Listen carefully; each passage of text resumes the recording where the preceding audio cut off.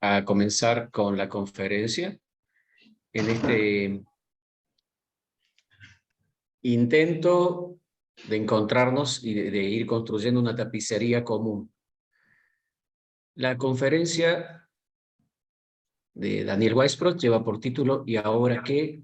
Temblores del psicoanálisis vincular y estallido de las narrativas en la tercera década del siglo XXI. Con Marina Cajiano vamos a coordinar este momento y después de la exposición de Daniel mantendremos nuestros micrófonos apagados en el mientras tanto, y si queremos hacer preguntas o comentarios podemos escribirlos en el chat para después abrir momento de intercambio y lo que se vaya dando por ahí también poder hablar, ¿no?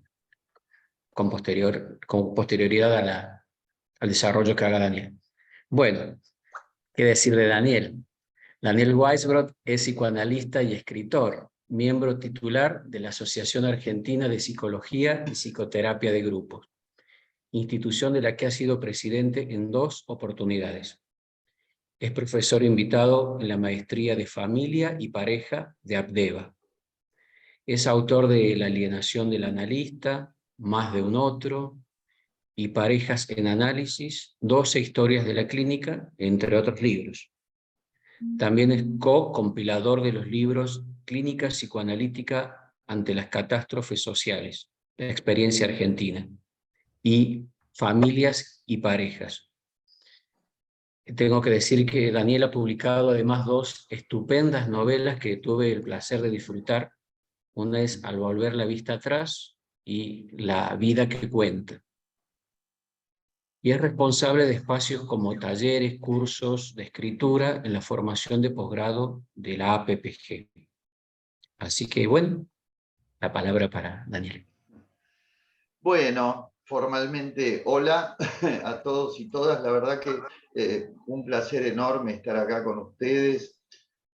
Hoy, curioseando en mi computadora, encontré presentaciones mías con ustedes del año 2003.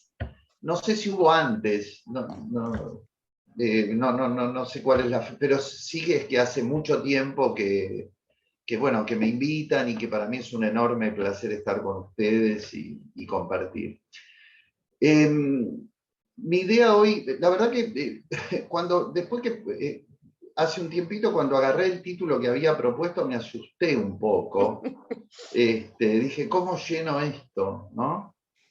Me terminó saliendo un escrito muy largo que no voy a leer en su totalidad porque quiero que intercambiemos. Voy a leer lo central, en todo caso después puedo pasar, creo que a Fabio ya le pasé el texto más definitivo. Mi idea es hablar, digamos, un tiempo, unos 40 minutos, como para que nos quede unos 30 o algo así para conversar, ¿no? Bien. Sí. ¿De qué está hecho el mañana? Se interrogaba Víctor Hugo en uno de los poemas de los cantos del crepúsculo. Y él decía, espectro siempre oculto que lado a lado nos sigue.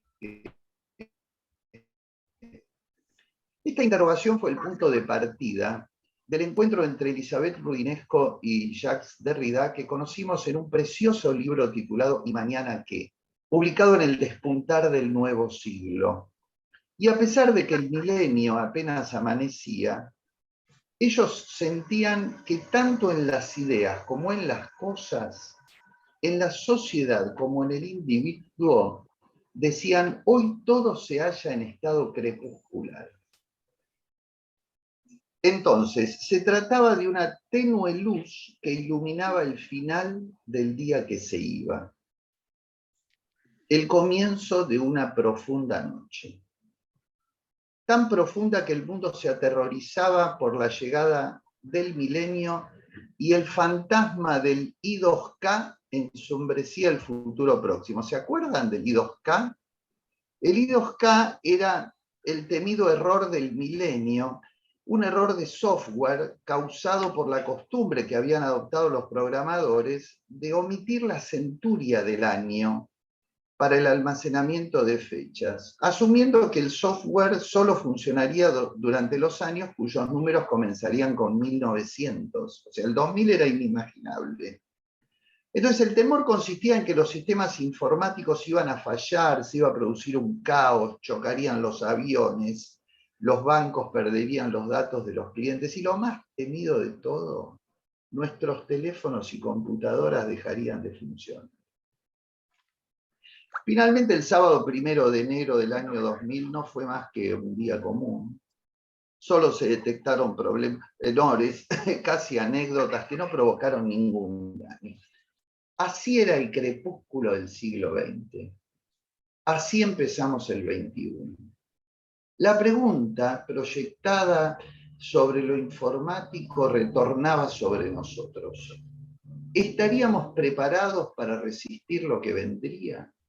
Cuando la pandemia por el COVID y la guerra de Ucrania eran aún inimaginables. En aquel momento las familias ya no venían como antes. Tal era así que Derrida se animó a decir aquello que iluminó con un nuevo haz de luz nuestro quehacer con los vínculos. Él dijo que alrededor del nacimiento algo sucederá.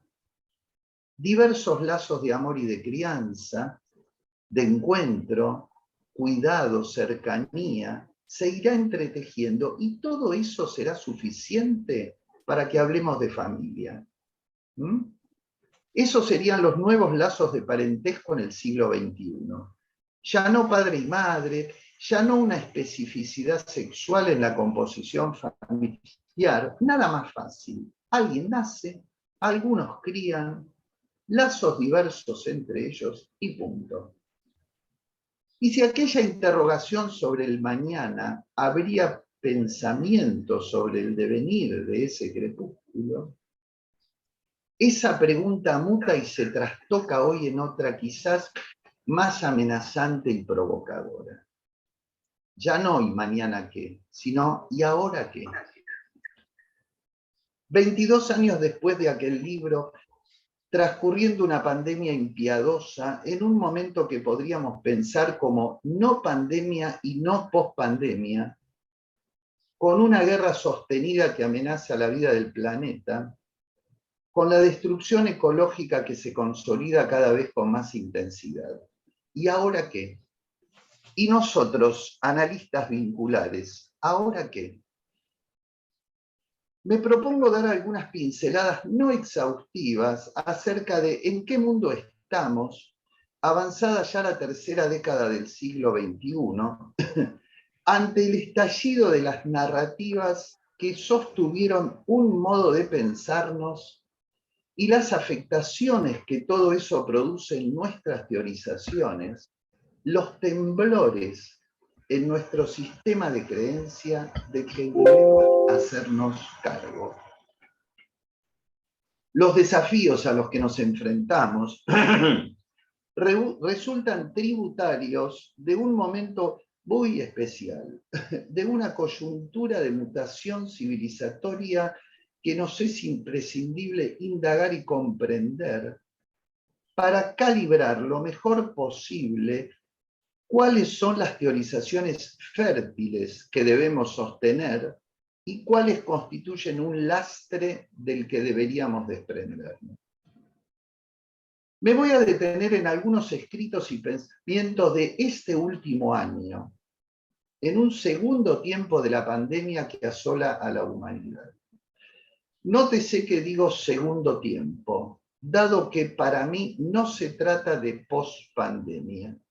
No es un después, sino un mientras tanto que pretende señalar la vigencia de un estado de cosas más allá de una diferencia entre un primer tiempo caracterizado por el aislamiento y las muertes masivas, cuyos efectos devastadores retornan hoy en los duelos impedidos y en las depresiones larvadas, y un segundo tiempo posterior a la producción industrial y la aplicación masiva de vacunas en los lugares más ricos del planeta.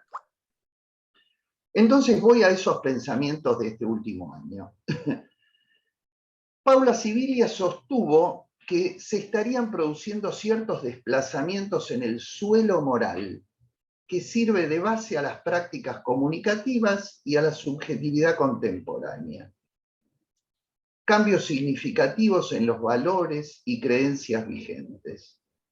La famosa hipocresía burguesa que guió los proyectos modernizadores está en decadencia desde hace tiempo y dice: en los escombros emergen nuevas voces, antes silenciadas, que reivindican derechos y denuncian la opresión. En ese mismo terreno, sin embargo, germinan ciertos cinismos en sintonía con la ideología neoliberal que desprecian el viejo consenso sobre el bien común y la democracia, priorizando las libertades individuales en términos de marketing y una inédita legitimación de la violencia explícita. Su hipótesis, entonces, es que el suelo moral que había sostenido todo el régimen moderno es el que se habría resquebrajado hoy. Pasaje de la hipocresía burguesa al cinismo actual. Bueno, obviamente en ese pasaje no todo fue tan bueno. La hipocresía caída de sus pedestales dio paso al cinismo. Las verdades que hubieran sido escandalosas en aquel suelo moral, hoy son lanzadas al aire sin más, sin que sean, además, necesariamente verdades. Aquí, diría Sibilia, un nuevo suelo moral. Decí lo que quieras y cuando quieras, vos te lo mereces. En una dirección similar acaba de ser publicado un libro de Eric Sadin, titulado La era del individuo tirano. Allí el autor plantea que en la última década parece haber cambiado el modo de vernos a nosotros mismos y se habría generado un nuevo régimen histórico para el individuo contemporáneo. En el mundo del trabajo es donde él indaga y constata ese cambio civilizatorio. Hay una ola creciente en el mundo que se ha llamado el Big Quit, la gran renuncia. A partir de la pandemia, y continuando en este que he llamado su segundo tiempo, solo en Estados Unidos cerca de 50 millones de personas, no es poco, 50 millones de personas, dejaron sus trabajos durante el año pasado buscando una vida distinta. Algo así como que el sueño de la casa propia se fue mudando al de la vida propia. El fenómeno se disemina por Europa, ha llegado a producir 1 millón de renuncias en Francia, provocando una crisis de empleo invertida. Ya no hay candidatos para los puestos requeridos. Por supuesto que estamos hablando de sectores medios de la población, con sus necesidades básicas cubiertas y con amplia educación. Muchos se mudaron a zonas agrestes, abrieron panaderías, casas de comida orgánica u otros oficios donde el cuidado del planeta se transformó en prioridad. Sadin no supone a partir de esto el final de los trabajos corporativos, ni mucho menos, sino que advierte el movimiento y lo señala. Algo parecido a lo que plantea Franco Berardi en su último libro, El tercer inconsciente, también publicado recientemente. Él lo dice de manera más brutal, cuando afirma que los jóvenes y los no tan jóvenes se preguntan, yo escribí sobre la necesidad de sostener trabajos horribles. Él dice, se preguntan sobre la necesidad de sostener trabajo de mierda durante cantidades de tiempo absurdas con pagas miserables. Recuperar la vida propia parece como un sueño más verdadero.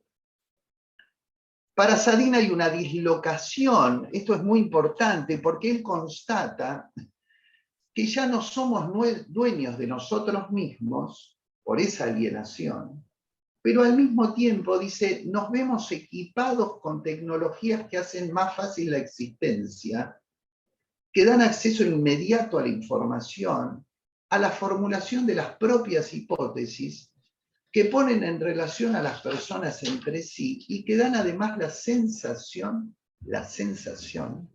de que gozamos de más autonomía. ¿Cómo no entender, dice Sadin, los fermentos volcánicos que semejante tensión o dicotomía producen permanentemente? La idea sería que la vida se ha vuelto demasiado pobre. Pero si la tecnología y las redes nos permiten hacerla pública al mismo tiempo que se despliega, entonces quizá esa vida adquiriría un sentido más pleno.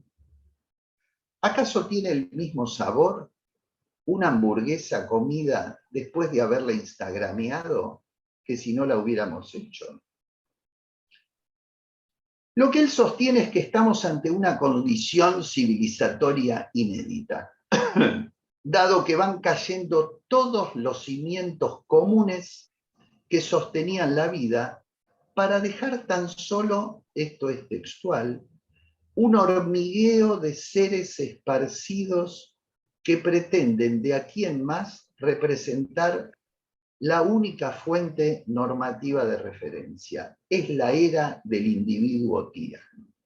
Es decir, acá hay una coincidencia entre esos autores en la caída de lo común y el privilegio de lo puramente individual. Quiero señalar también un planteo, una distinción que hace Bifo Berardi entre tierra y mundo. Él considera el mundo como el producto de nuestra cultura y desarrollo civilizatorio. Allí entraría todo aquello que tenga que ver con lo político, lo económico, lo productivo, lo jurídico, las ficciones teóricas con las que nos vamos relatando y construyendo una versión acerca de cómo es la vida. Pero ese mundo parece olvidado de la Tierra. Y sería ella, la Tierra, la que ahora viene por todo. Catástrofes ecológicas sin precedentes, incendios a lo largo de todo el planeta, sequías. Quizá también el virus podría pensarse como una nueva manifestación de la tierra indomesticable y rebelde. A Bifo no se le escapa que esta no deja de ser una nueva ficción teórica. Se va siguiendo, ¿verdad? ¿Hasta acá? Sí. A Bifo no se le escapa que esto es una ficción teórica, que él está adjudicando a la Tierra una humanización que por suerte ella no posee. Pero lo que sí hemos visto durante la pandemia fue cómo los animales se paseaban a sus anchas por las calles vacías de humanos, cómo los peces volvían a Venecia, cómo la atmósfera urbana se tornaba más clara, el aire respirable y el silencio acogedor. Hemos podido constatar con claridad como nunca antes que la Tierra no nos necesita, que se las arregla muy bien sin todos nosotros. Vengo planteando entonces algunas aristas que correspondían al cambio civilizatorio actual y las nuevas narrativas que van surgiendo ante el estallido de los viejos modos de contarnos cómo es el mundo, cómo es la vida, cómo es el sujeto y cómo son los vínculos en este segundo tiempo de la pandemia que mientras tanto sigue transcurriendo. Vengo planteando entonces cómo a partir de la revolución tecnológica agigantada cada década, parecieran ocurrir, sintetizo, los cambios en el suelo moral, el pasaje de la hipocresía burguesa que barría lo prohibido por debajo de la alfombra, al cinismo escandaloso que muestra todo, cuenta todo, odia con total desparpajo y convence al sujeto a ir por uno mismo mucho más que por el lazo social. Ese individuo tirano crece al mismo tiempo que cae la alienación perpetua al trabajo, produciendo fenómenos cuyas aristas todavía no se vislumbran, pero que reverdecen ciertos grupos cada vez más numerosos, la idea de una vida más genuina. Todo esto, por supuesto, en el medio de un mar de muerte, hambre y miseria jamás imaginada. Y allí entonces nuevamente la apelación a lo común. Sadin dice, lo único que podemos hacer en este mundo para escapar del pánico y la depresión es pensar juntos. Entonces, otro suelo moral, cinismo por hipocresía, individuo tirano por sobre el quehacer común, tierra arrasada por el mundo. Uno más. En un diálogo muy interesante entre Bifo Berardi y Miguel Benazayac, convocado por la PPG en septiembre de este mismo año, quiero comentar un par de cosas que dijo Miguel Benazayac. Él se pregunta, ¿qué de nuestra época impide la acción, la potencia de actuar frente a lo que nos amenaza? En ese sentido, plantea que hemos llegado al fin de un modo de producción del mundo del ser, en el cual el sujeto y el resto del mundo, el sujeto es lo humano y el resto del mundo es objeto. Este es el planteo que él hace, ¿no? Este modo de explotación de los objetos del mundo, dice, y de toda forma viviente por parte del humano está llegando a su fin. La acción de los humanos ha alterado las capas más profundas del suelo geológico y también del cielo atmosférico, en forma tan definitiva, dice Miguel Benazayac, que no va más.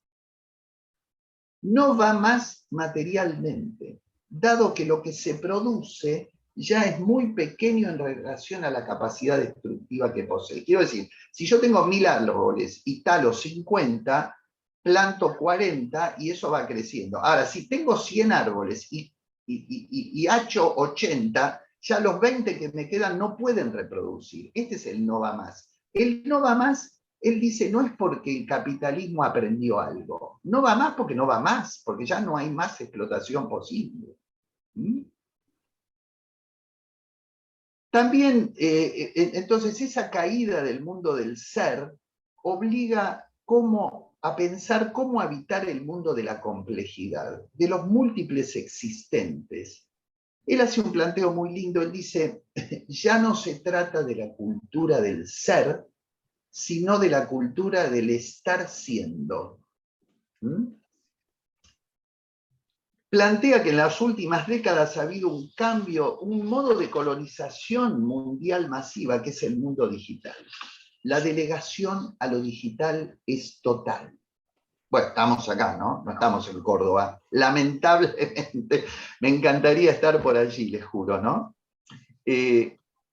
Hasta contar nuestros pasos o ir a cualquier lugar por vía del GPS, hemos delegado la potencia de actuar. Esta es la frase que quiero tomar. Hemos delegado la potencia de actuar.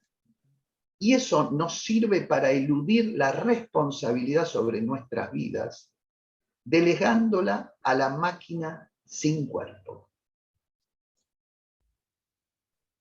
Bien, y entonces ahora que volvíamos a preguntarnos y hacerles esas preguntas al autor que estamos indagando, él sostiene que frente al aplastamiento de la potencia del actuar, no la podemos resolver desde lo individual.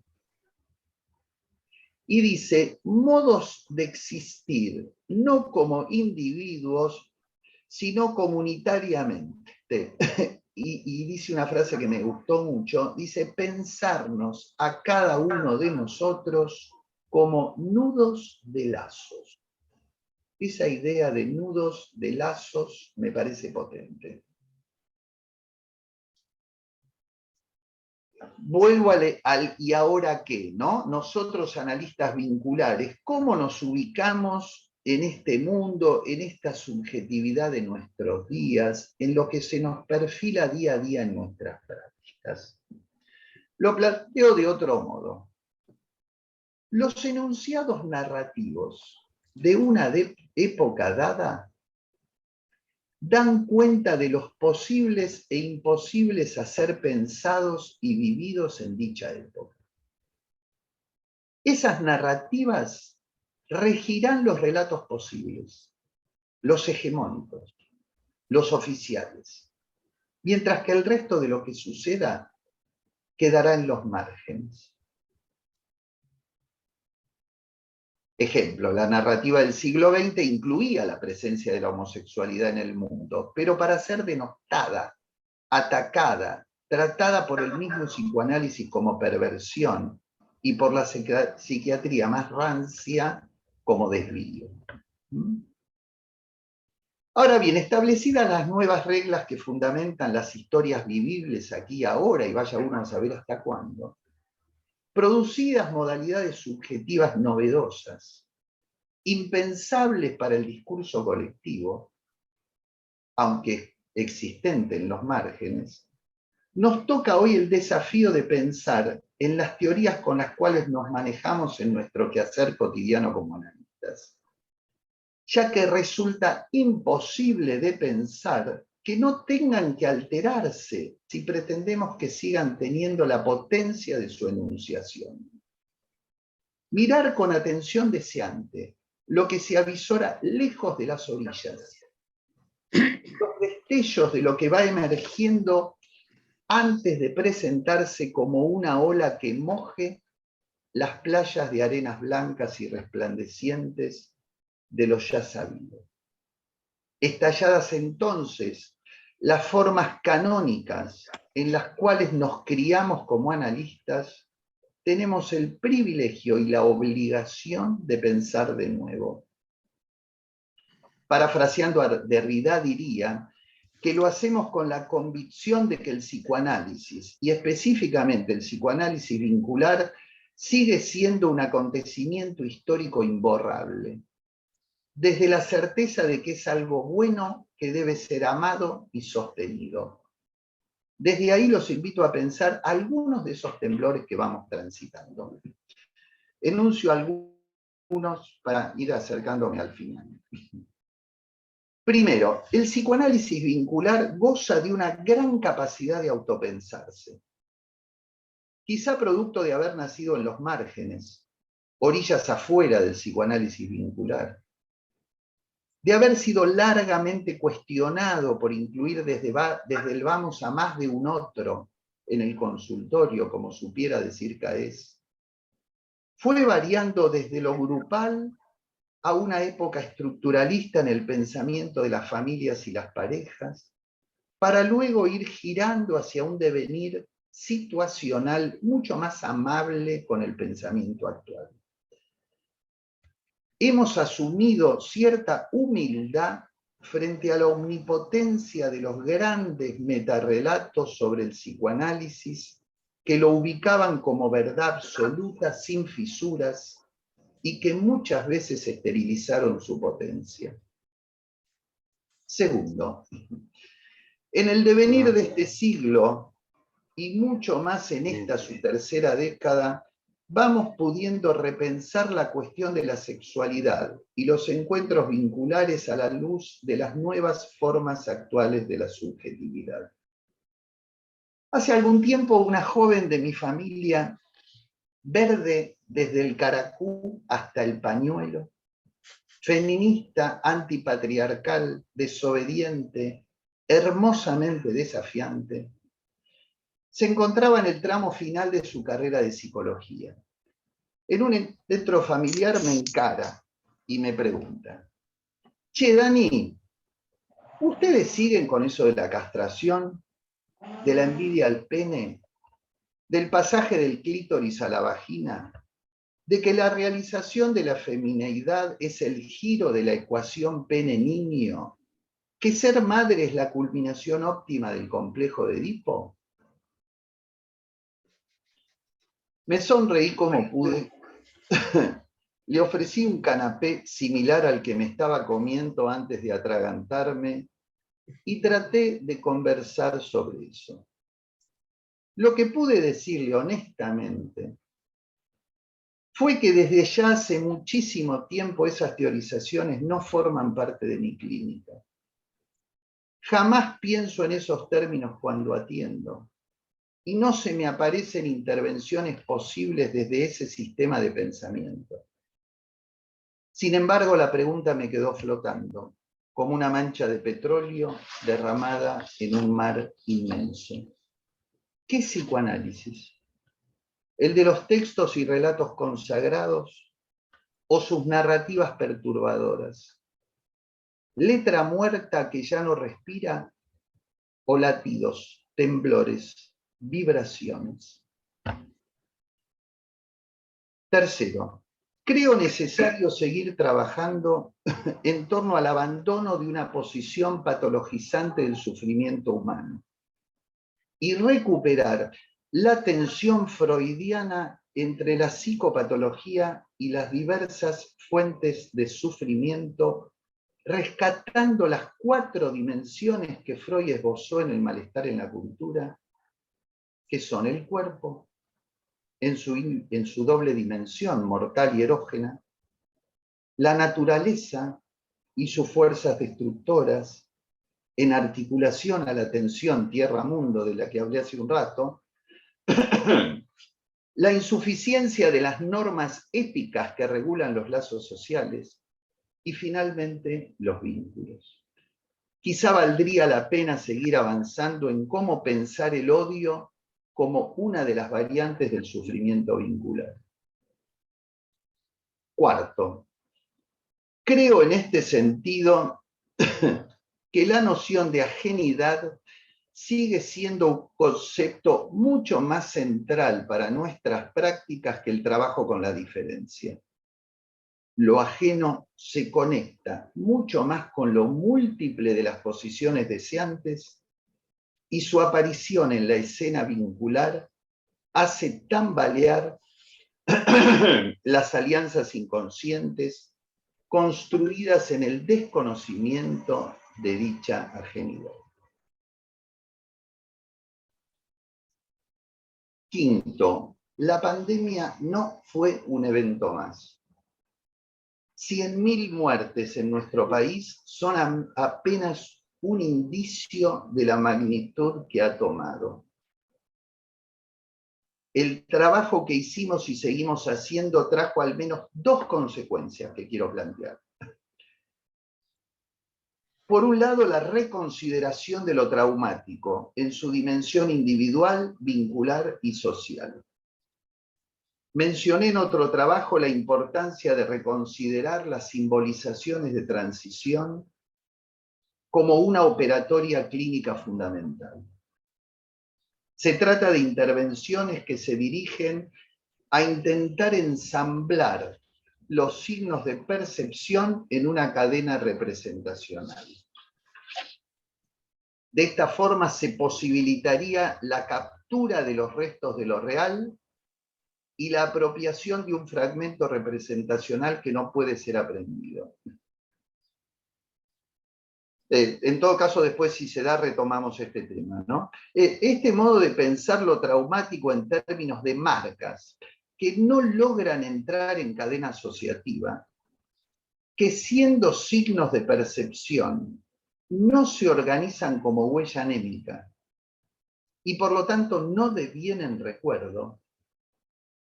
Esta manera de verlo como vivencias que no pueden ser apropiadas como experiencia y por lo tanto pasar a formar parte de la historia subjetiva, nos sitúa también muy lejos de lo que en psiquiatría se ha denominado trastornos de estrés postraumático. Vuelvo a decir que después, en todo caso, lo retomo para no tomar tanto tiempo. Reconsiderar lo traumático, a su vez puso la lupa en el concepto de empatía, largamente denostado por un psicoanálisis que confundió las distintas fases de la operatoria analítica.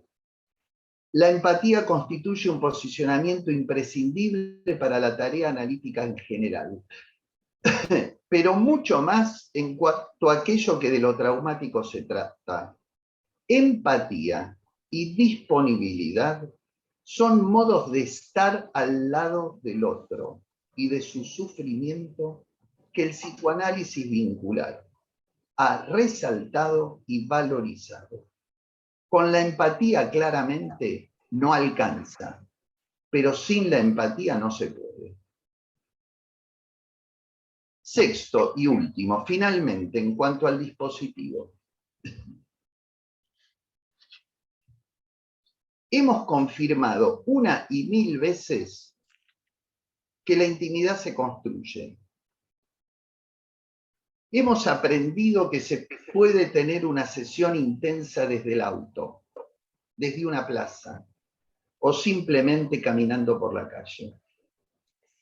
El análisis virtual con las nuevas presencialidades ha pasado a constituirse en un dispositivo en sí mismo, con sus posibles e imposibles, como cualquiera de los otros, ilumina sectores y oscurece otros, y ha adquirido carta de legitimidad en este tiempo y hacia adelante, más allá de la pandemia. Si algo nos faltaba para desacralizar el tan mentado encuadre, hemos sido testigos privilegiados y actores de la caída de los restos de toda pretensión de neutralidad y opacidad extrema del analista. Aquella metáfora del analista siempre con el mismo traje gris, que alguna vez fue verdad absoluta y potenció un modo de trabajar otrora altamente eficaz, ya no existe. Hemos colaborado en trabajar el sufrimiento de los pacientes en los lugares donde ellos pudieran. Nos hemos bajado de cualquier pedestal a la llanura del encuentro franco, ese que muchas veces comenzaba con la pregunta acerca de cómo estábamos nosotros. Sincera pregunta, preocupados ellos verdaderamente porque éramos ambos seres de la pandemia. Hemos disfrutado del privilegio de poder trabajar y lo hemos sabido aprovechar para continuar los tratamientos a como diera lugar, cambiando horarios como nunca, cuando la siesta de la nena se interrumpía inesperadamente y no permitía la sesión. Cuando el pedido de coto aparecía una hora más tarde o más temprano de lo previsto, en sus casas o en las nuestras. Cuando la intensidad de las noticias sobre el desastre avanzaba sobre todos nosotros. Y lo mejor de todo, hemos aprendido que nada de todo eso era interpretable, que no se debía a ninguna resistencia a la tarea, sino de todo lo contrario, del esfuerzo para seguir analizando, sosteniendo los tratamientos, disponiendo del espacio empáticamente, profundizando cuando se podía y priorizando la vida, el cuidado físico y psíquico, muchas veces en estado de emoción violenta. Hemos aprendido mucho, hemos crecido como colectivo de analistas y nos toca ahora, de a poco, seguir conceptualizando la experiencia. Quizá por eso deseo terminar esta presentación con una frase de Eric Sadin que de alguna manera plantea una propuesta esperanzadora que nos implica.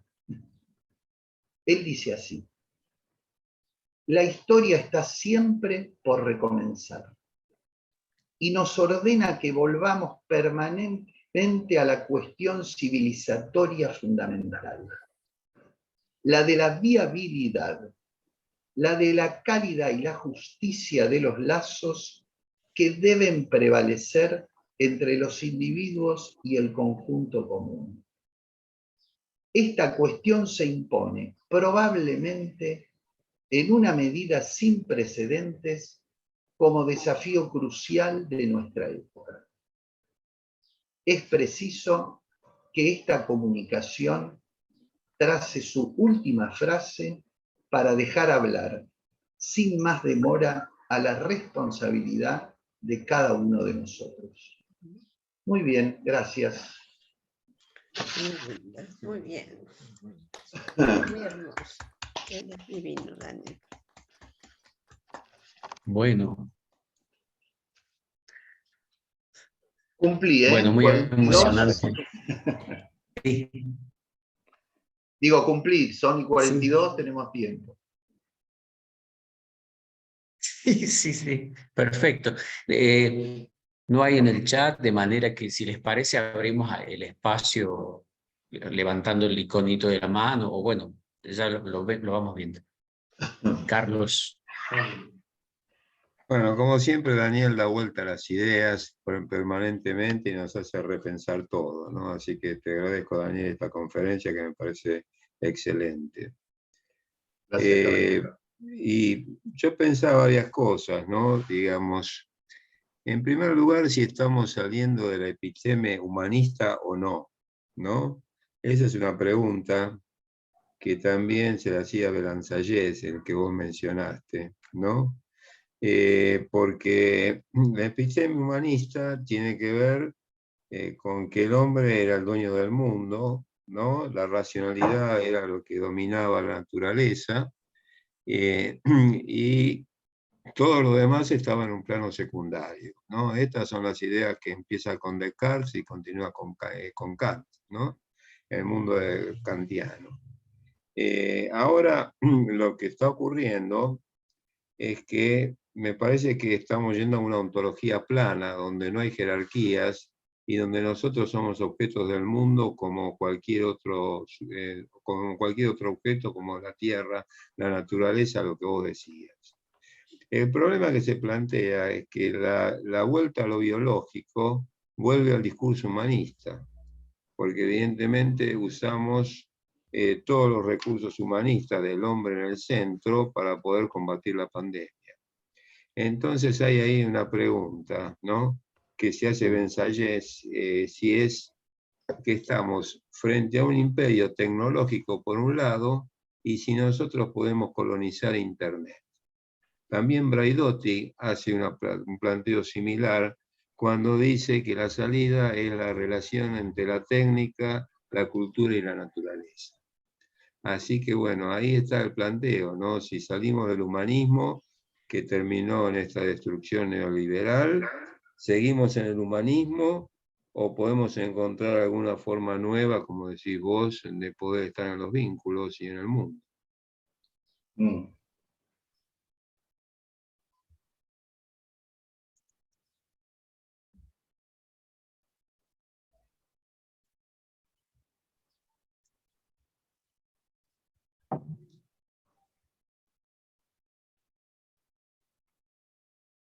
Diana levantó la mano, Fabi.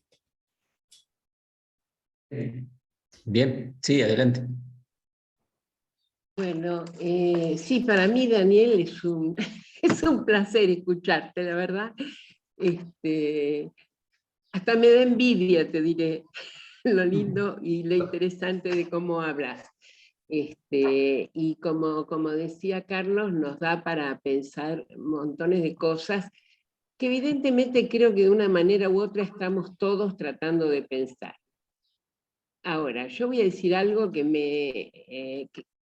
tengo la sensación de que es difícil porque me siento sujeto de la modernidad cuando digo estas cosas, pero quiero plantearte lo siguiente. Primero, cuando se plantea el problema de que digamos, de que el sujeto humano, que solo los humanos somos sujetos y el resto de la naturaleza es objeto, esta idea que está tan trabajada actualmente.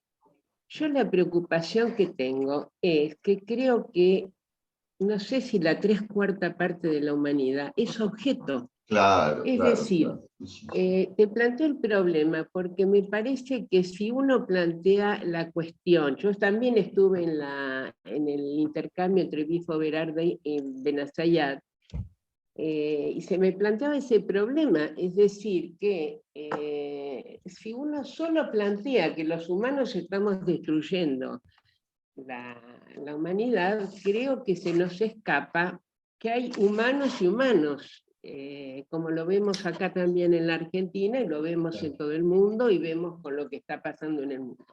Te planteo ese problema como una cuestión que... La segunda cuestión sería el tema de que hemos delegado la potencia del actuar.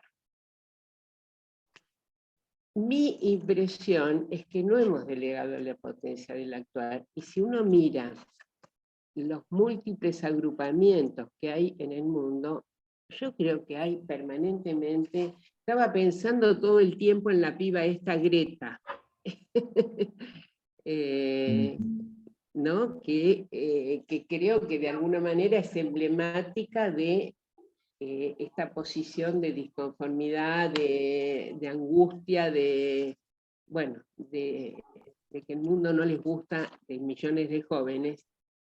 Y me parece que el problema en todo caso sería, ¿qué pasa con los actuares parciales?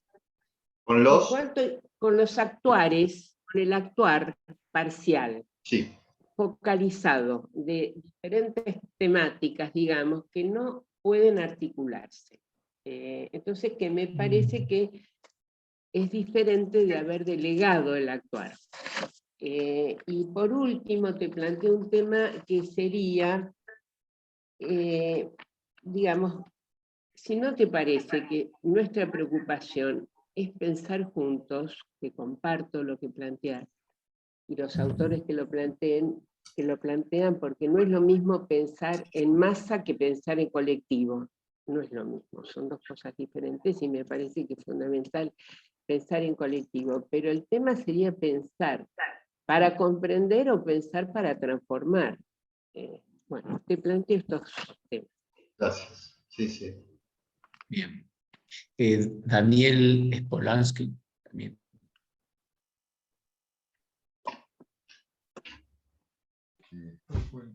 Para que ¿se escucha? Sí. Bueno. Me gusta por la posibilidad de abrir el juego y debatir, ¿no? Y quería plantear algo que me pareció como una...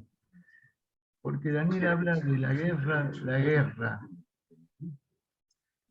Refiriéndose, me refiero a Ucrania, ¿no? Creo. Sí. Pero, ¿es lo mismo pensar en la guerra que pensar en una invasión? Porque cambia totalmente la perspectiva. Entonces, el presente y el mañana son totalmente pensados distintos. Es decir, el mañana aparece con otra percepción en la medida que nosotros tenemos una posibilidad de pensarlo en una posición distinta. Entonces, para mí es una invasión, no una guerra. Es decir, digo esto para pensar también el trabajo de nosotros como analistas. Cómo nos posicionamos frente a las cosas, y por supuesto el trayecto y el camino va a ser totalmente distinto de acuerdo a cómo percibamos y cómo entendamos lo que está ocurriendo. Ok.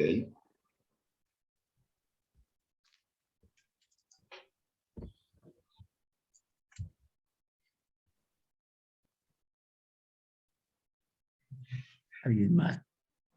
Silvia levantó la mano. Sí, bueno, muchas gracias, Daniel, muy fértil, como siempre, todo lo tuyo.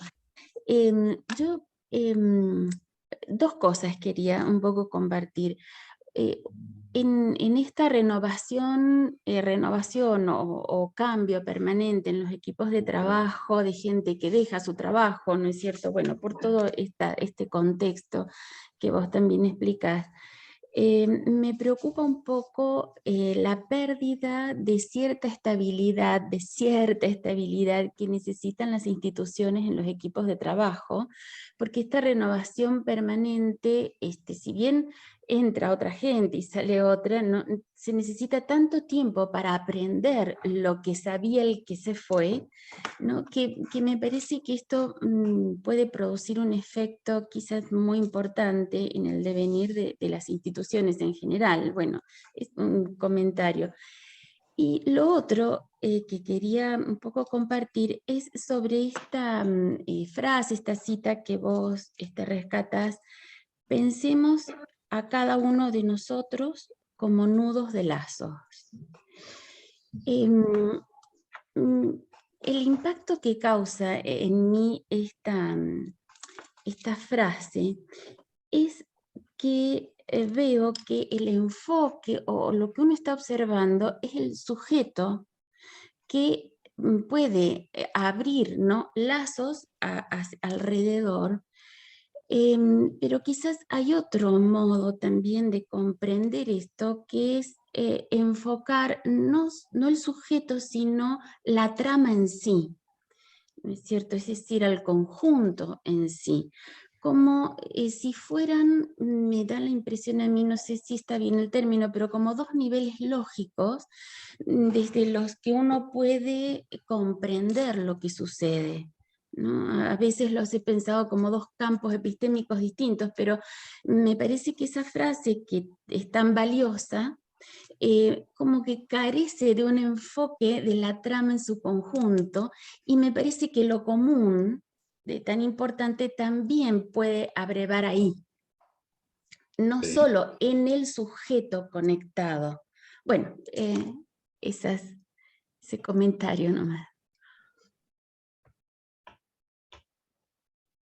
¿Puedo ir diciendo algo, Fabio? Sí, por supuesto, sí, por supuesto, sí.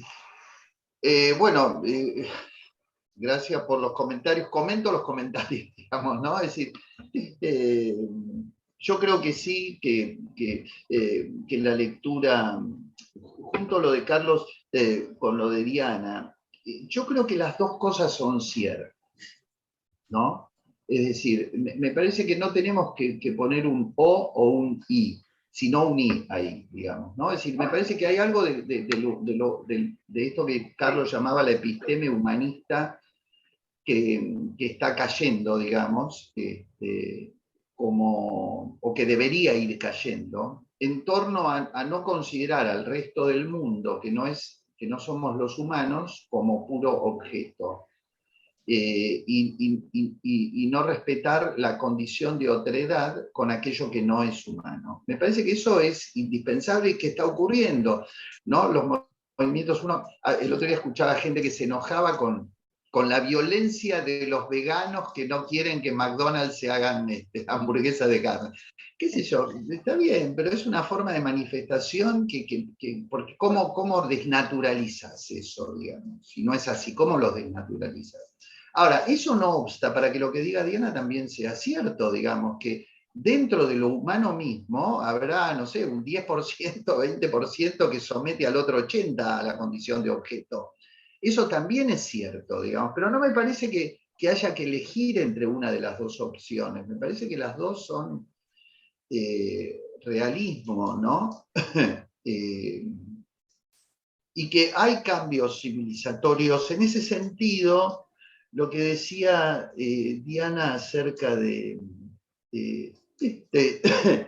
los actuares, dijiste actuares parciales. Es cierto, eso me parece que siempre ha estado. La pregunta es cómo eso adquiere relevancia, digamos, ¿no? Cómo eso fragmentario puede o no producir cambio, y yo creo que produce cambio, pero en sectores, no es un cambio generalizado, digamos, ¿no? Es un gran valor, digamos, lo de Greta, como vos pusiste un lindo ejemplo, que es esta chica extraordinario lo que ella hace, pero o Greenpeace, qué sé yo, podemos pensar millones de cosas, pero no pasa nada, digamos, es decir, el efecto sobre el mundo es muy pequeño, digamos, ¿no? Por eso me parecía interesante lo del Big Quit, digamos, ¿no? Si 50 millones de personas es un número de gente que dejó los trabajos corporativos, ¿no? 1 millón de personas en Francia. Para Francia es mucho 1 millón de personas, 1 millón de trabajadores, digamos, ¿no? Me parece que Daniel, vos apuntás digamos, a hacer una diferencia en cuanto a la violencia y el abuso del poderoso, digamos, ¿no? Que tiene ese valor cuando decís invasión, que es como decir, sí, abuso de poder, abuso de fuerza. Estoy de acuerdo en que lo que pasa es, bueno, eso desata una conflictiva que nos puede llevar puestos a todos, digamos, pero sí, que parte de un abuso de poder indudable, claro. Yo no sé, Silvia, me quedo pensando, justamente lo que a mí me gustó de Nudo de Lazos es que a mí me parecía, a lo mejor vos lo ves distinto, pero me parecía que apuntaba a la trama. Y el nudo de lazo es como un momento de singularización de la trama, ¿no? Es como una trama que en algún momento se singulariza en yo soy este, o yo hago esto, o yo estoy por aquí. Pero ese reconocimiento del sujeto como efecto de la trama que lo constituye, me dio esa sensación, esa frase, por eso me había gustado, ¿no? Como el advenimiento de la singularización de una trama. Bueno, hasta acá paro. Sí, puedo aprovechar para leer los comentarios. ¿Cómo? Sobre la guerra, lo que decía con la guerra. Bueno, Laura dice, excelente Daniel. Lo dijo Daniel Spoliansky. Sí, ya sé, pero ¿qué dijo? Tanta apertura. Auro, ahora. Sí, ya está. Excelente Daniel, tan claro, con tanta apertura y recursos que nos permiten reflexionar. Mariela Cosolini agradece. Leonel Sicardi, felicitaciones. Laura dice, muy interesante lo que plantea Silvia. También me pregunto por este cambio permanente, ¿cómo repercute en las instituciones? Hay todo por hacer. Creo mucha incertidumbre y a veces no estamos preparados para convivir con ella. Y Sofía González comenta, algunos grupos están nombrando a esta era de cambios acelerados producidos por el hombre, la del antropoceno. Así es, sí. Hay algunas manos levantadas, me parece, ¿no? Vero, Daniel, no sé si la tuya Verónica. quedó levantada. Daniel Spoliansky, Sí. tenés la mano levantada. Sí, Verónica. sí. Hola. Serían Verónica, Carlos, después. Bueno, gracias Daniel, muy interesante y muy, bueno, quedan tantas cosas ahí latentes para seguir pensando. Y una de esas cosas me quedó ahí como resonando esto que dijiste, bueno, quizás después volvamos y que me gustaría que vuelvas, que tiene que ver sobre esto de lo traumático, de los modos de elaborar la vivencia a experiencias y de la pandemia con, bueno, estas 100.000 muertes que parece que...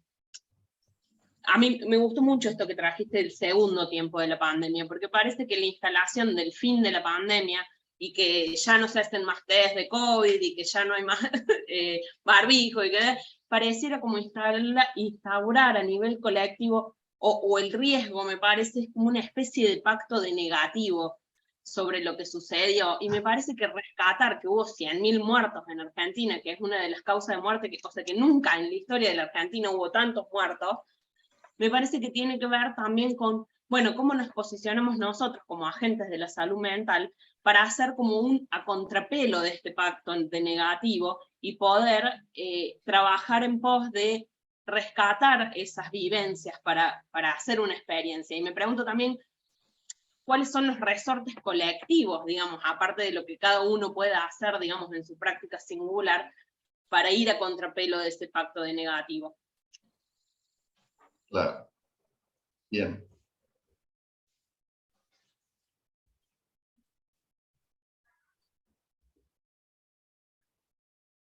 Cruz.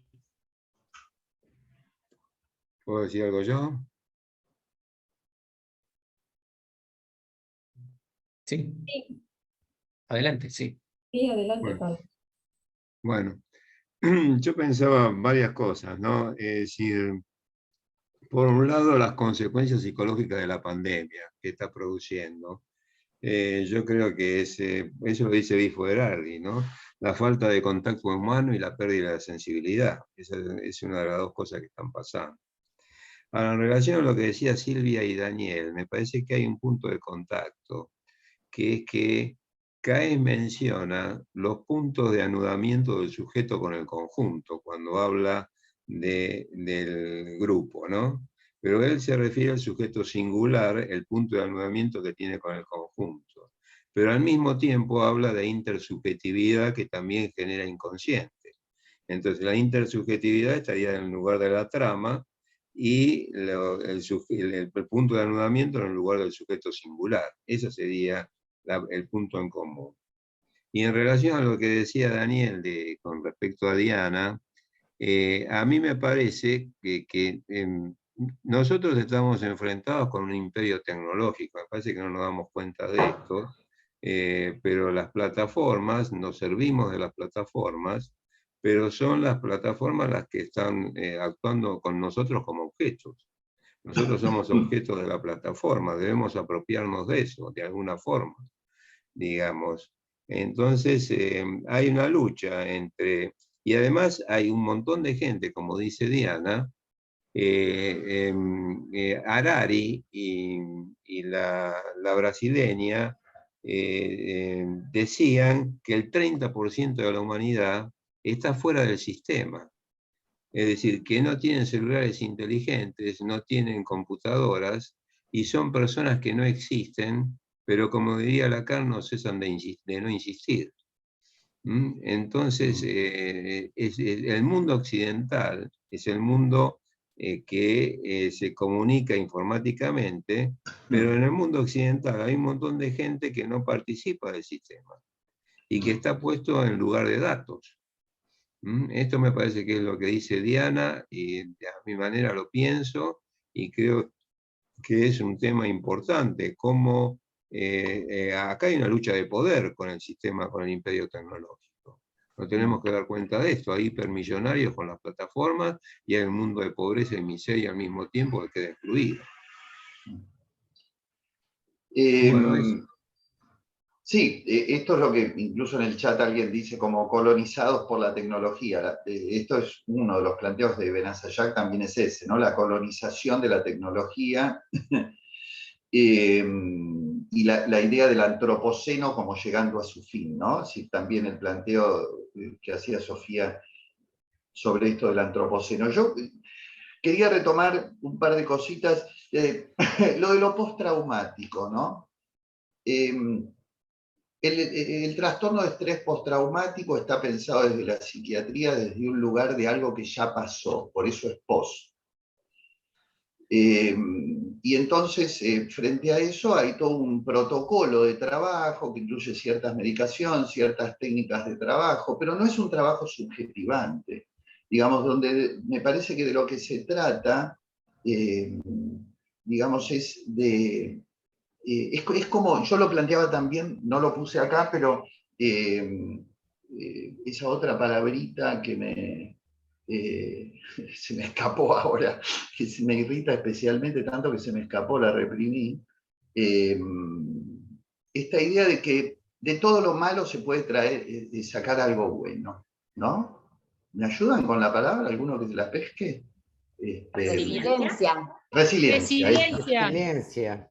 La idea de la resiliencia, ¿no? Si todo lo que no te mata te fortalece, siempre hay algo bueno para aprender, siempre, ¿no? Es decir, de las experiencias del horror no hay nada para aprender, no hay nada que fortalezca. Tiene que ser reconocido en nuestra clínica como un horror sin nombre a lo que le tenemos que tratar en lo posible de rodear, como diría Silvia Blechman, rodear como para que no tenga una circulación anárquica por la tópica psíquica, ¿no? Rodear es ponerle palabra, a veces es esto que yo decía de la empatía, ¿no? Es decir, a veces simplemente decir qué tremendas las cosas que me estás contando, tiene un valor extraordinario, ¿no?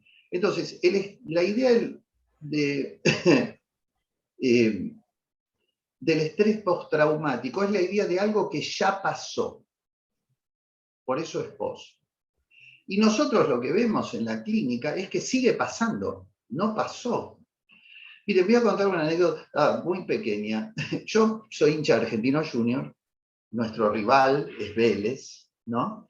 Y la hinchada canta una canción muy terrible, ¿no? Parece que en alguna época, en un enfrentamiento de las hinchadas, Argentino Junior, la hinchada de Argentino Junior mató a 2 personas de la hinchada de Vélez, ¿no?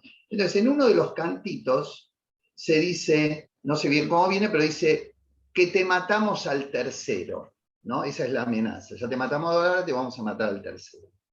Y hace un tiempo yo estoy atendiendo a una mujer que es la hija de uno de esos que mataron. ¿Mm?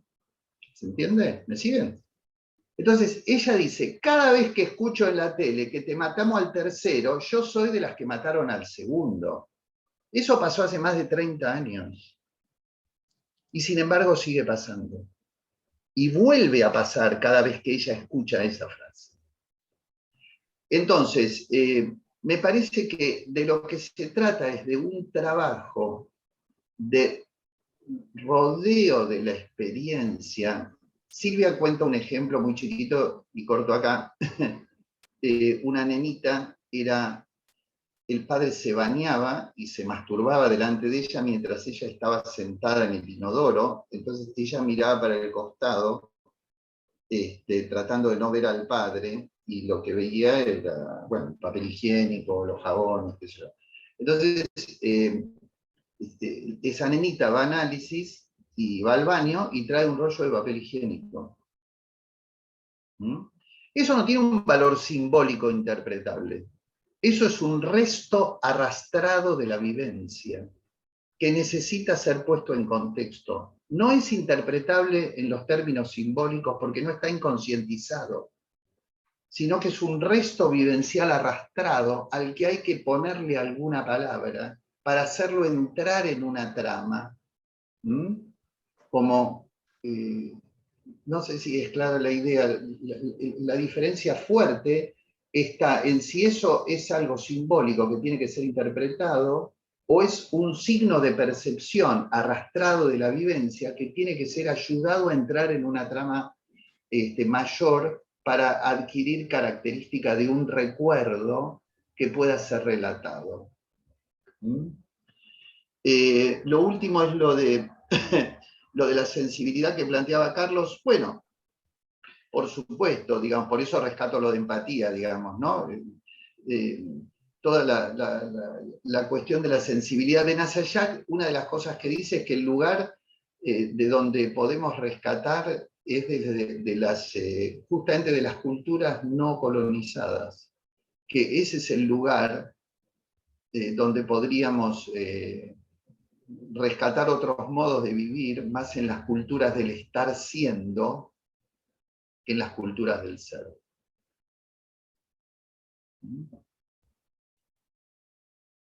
Sí, hay unos comentarios Sí. en el chat.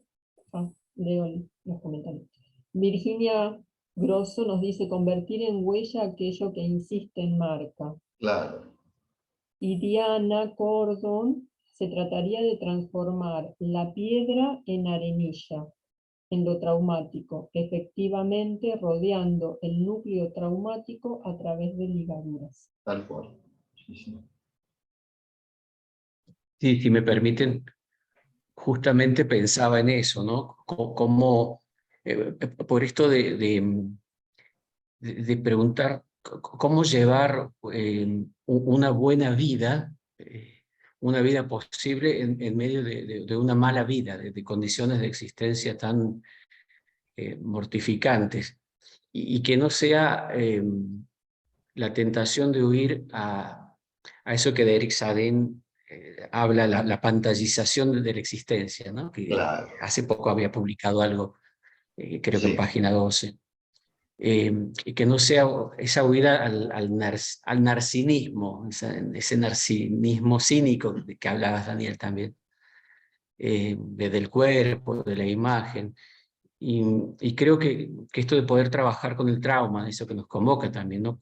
Como analistas vinculares, esto en lo que decía en el chat, como de bordar un borde, se me ocurre esta imagen, ¿no? De bordar un borde, de bordear alrededor de ese resto que bueno, que Claro. aunque no se puede transformar todo, y ligo con esto de que la gran transformación social no sea posible, pero en las acciones micro, Claro. algo se va generando, ¿no? O sea, por ahí A eso aludía, claro, Diana, cuando, ¿no? Que de alguna manera es como lo micropolítico, digamos, ¿no? Es decir, ese accionar, digamos, más parcial en pequeños grupos, pero donde el elemento de, vos decís de borde, yo creo que nosotros tenemos, hay algunas palabras que son empatía, disponibilidad, sensibilidad, que funcionan en toda nuestra clínica, pero cuando se trata de situaciones altamente traumáticas, más todavía, ¿no? Se ponen en vigencia más todavía. Hay una anécdota que algunos me la habrán escuchado porque yo la cuento muchas veces. Es una anécdota de Pichon Rivière, que para mí es la cumbre de la disponibilidad. La contó Ulloa, parece ser que entra un paciente al consultorio de Pichon está atendiendo, bueno, sale y en el momento que va a invitar a este hombre a pasar, que era la primera entrevista, este hombre vomita, pero vomita mal, ¿no? Entonces Ulloa dice que entre él y Pichon se miraron, Ulloa hacía como no sé si, estaba con él, no sé bien qué función ejercía ahí, por qué estaba, y dice que Pichon se acercó a este hombre, lo palmeó en la espalda y le dijo, buen hombre, cuántas cosas tenía guardadas para contarme, pase, pase, ¿no? Para mí es el ejemplo cumbre de lo que es disponibilidad, ¿no?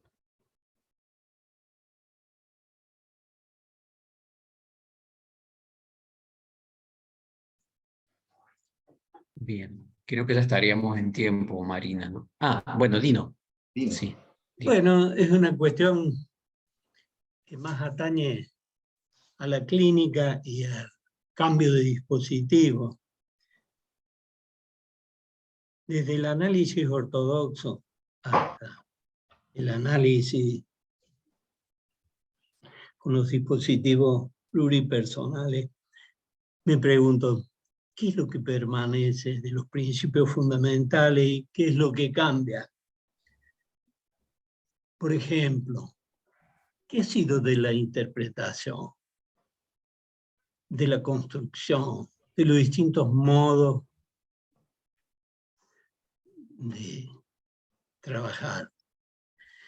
Y con respecto a la interpretación, creo que tanto en la ortodoxia del consultorio individual como cuando trabajamos con dispositivos pluripersonales, los elementos fundamentales de otorgar sentido persisten.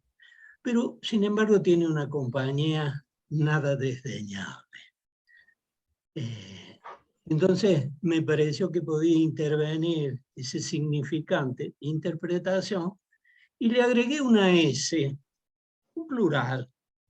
Entonces, queda interpretación. Y me parece que Caes diría, no lo uno sin lo otro.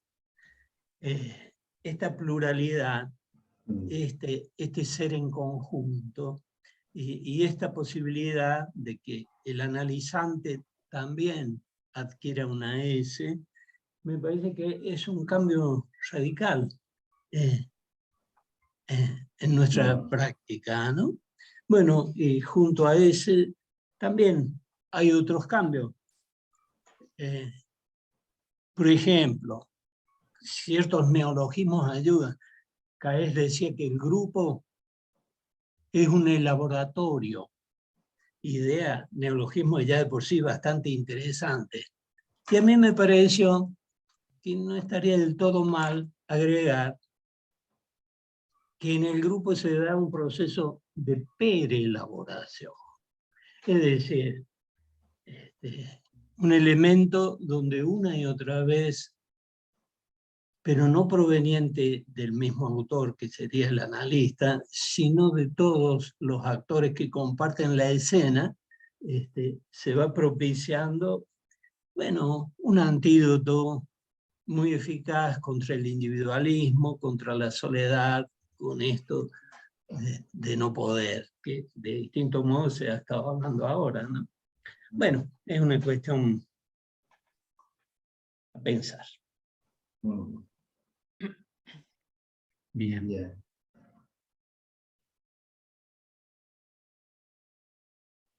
Bueno, un gusto escucharte, Dino. Estoy de acuerdo con lo Más que planteas. gusto me ha dado a mí escucharte a vos.